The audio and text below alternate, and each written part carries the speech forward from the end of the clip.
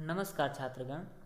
इस वीडियो में आज हम भारतेंदु हरिश्चंद्र रचित मुकरियों का पठन और उन मुकरियों का भावार्थ देखेंगे। पहले हम इन मुकरियों का पठन करते हैं, बाद में इनका भावार्थ देखेंगे। सब गुरु जन को बुरा बतावे, अपनी खिचड़ी अलग पकावे। भीतर तत्वन झूठो तेजी, क्यों सखी सजन नहीं अंग्रेजी। तीन बुलाहे तेरह आवे, निज निज विपता रोई सुनावे। आँखों फूटे भरा न पेट, क्यों सखी सजन नहीं ग्रेजुएट। रूप दिखावत सरबस लूटे, फंदे में जो पड़े न छूटे। कपट कटारी झेमे हुलिस, क्यों सखी सजन नहीं पुलिस। भीतर भीतर सब रस चूसे, हंसी हंसी के तन मन धन मुँह से। जाहिर बातन में अति तेज, क्यों सखी सजन नहीं अंग्रेज। नई नई नित तान सुनावे, अपनी जाल में जगत फसावे। नित नित हमें करे बल सुन, क्यों सखी सजन नहीं कानून। अब हम इन मुकरियों का भावार्थ देखते हैं। सब गुरुजन को बुरा बतावे, अपनी खिचड़ी अलग पकावे। भीतर तत्वन झूठी तेजी, क्यों सखी साजन नहीं अंग्रेजी। अपनी इस पहली मुकरी में कवि भारतेंदु ने अंग्रेजी भाषा को स्वभाषा की तुलना में अर्थहीन बतलाया है। कवि कहते हैं कि जो अपने सभी बुजुर्गों या गुरुजनों को और उनकी बातों को अयोग्य ठहराता है तथा अपनी बात को अलग तरीके से रखती है, जो महत्वपूर्ण भी नहीं होती, फिर भी झूठा रूप झाड़ती है जिसमें वास्तविकता लेश मात्र भी नहीं है। भारतेंदु जी पूछते हैं कि हे सखी, क्या वह साजन है। फिर उत्तर देते हैं कि हे सखी, वह साजन नहीं अंग्रेजी है। यानी कि इस मुकरी में भारतेंदु जी ने अंग्रेजी भाषा और अंग्रेजी भाषा शिक्षा पर व्यंग किया है। तीन बुलाये तेरह आवे, निज निज विपता रोई सुनावे। आंखें फूटे भरा न पेट, क्यों सखी साजन नहीं है ग्रेजुएट। भारतेंदु के युग में भी बेकारी थी। भारतेंदु कवि दूरदर्शी कवि थे। उन्होंने आज की जो बेरोजगारी है उसको पहले से ही भाप लिया था। किस प्रकार आज का युवा वर्ग है वो ग्रेजुएट होके भी यानी कि स्नातक होके भी नौकरी के लिए दर दर भटकता है, इस बात पर कवि ने यहाँ इस मुकरी में व्यंग्य किया है। कवि कहते हैं कि कोई रिक्त स्थान पर तीन व्यक्तियों की आवश्यकता होती है, किंतु वहाँ पर 13 व्यक्ति आते हैं। यानी कि 3 स्थान पर 13 व्यक्ति आते हैं नौकरी के लिए, और वो सभी आकर अपने अपनी विपदा या अपना अपना दुखड़ा सुनाते हैं। वो कहते हैं कि पढ़ते पढ़ते हमारी आंखें फूट गई, यानी कि पढ़ते पढ़ते हम अब हमारी उम्र गुजर चुकी है, फिर भी हमें नौकरी नहीं मिलती। उदरपूर्ति का उन्हें कोई साधन प्राप्त नहीं हो सकता, यानी कि उनको कोई नौकरी नहीं मिलती है। कवि कहते हैं कि हे सखी, क्या ऐसा व्यक्ति तुम्हारा पति है जिसे कहीं कोई कार्य नहीं मिलता। नहीं, ऐसा व्यक्ति पढ़ा लिखा स्नातक है जो इतनी शिक्षा प्राप्त करके भी आज बेरोजगार है, यहाँ बेरोजगारी से ग्रस्त है। जब भारतेंदु जी के युग में इतनी बेरोजगारी थी तो फिर आज के इस क्षेत्र में और भी बुरी दशा है।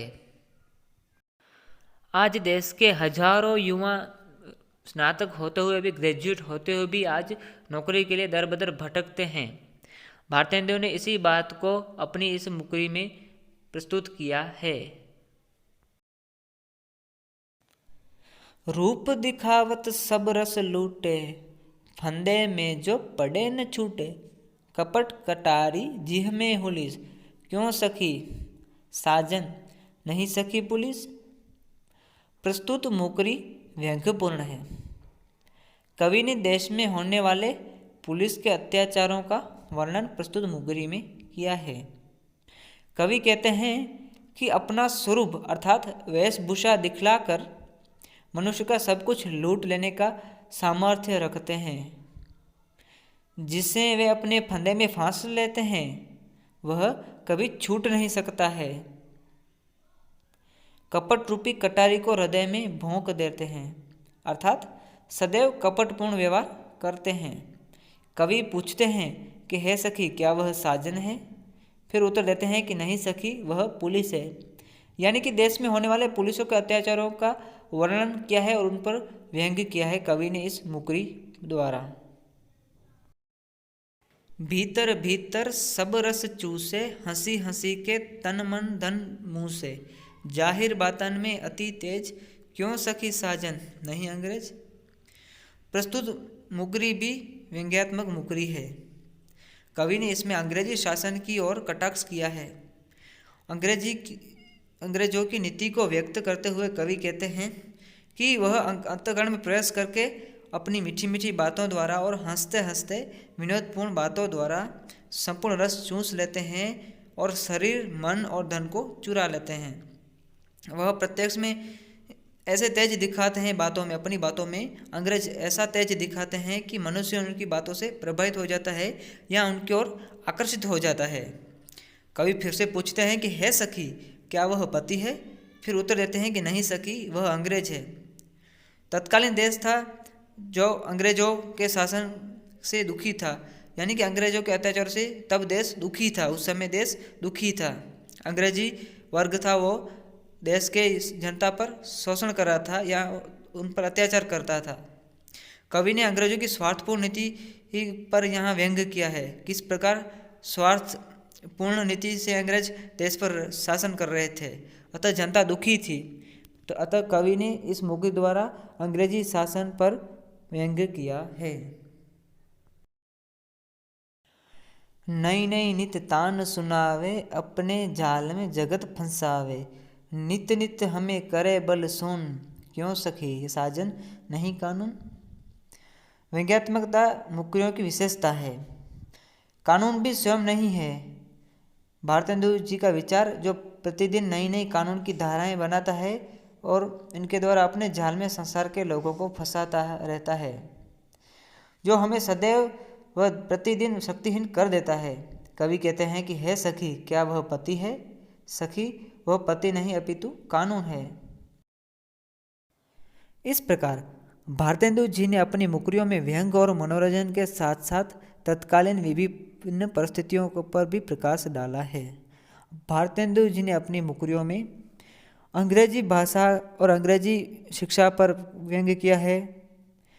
देश में शिक्षित बेरोजगार, यानी कि शिक्षित जो युवक बेरोजगार हैं, उन पर भी व्यंग्य किया है।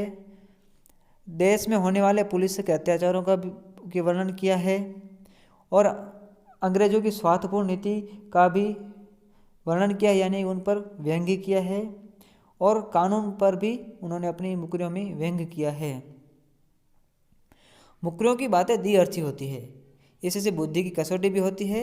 इसमें मुख्य बात को तिरोहित करके प्रच्छन्न वस्तु को प्रकट किया जाता है। इसमें प्रयुक्त अलंकार को अपहनुति अलंकार कहते हैं। इन मुकरियों में तत्कालीन सामाजिक राजनीतिक विसंगतियों की ओर संकेत किया गया है। इसमें कवि की दृष्टि काल्पनिक नहीं यथार्थवादी है। संक्षेप में कहें तो भारतेंदु की मुकरियों की संख्या अधिक नहीं है, परंतु इस नए जमाने की मुकरियों में नए युग की विसंगत विडंबनाओं का यथा चित्रण मिलता है। अतः कह सकते हैं कि भारतेंदु की मुकरियाँ साहित्य रसिकों को विशिष्ट काव्यास्वाद प्रदान करती है।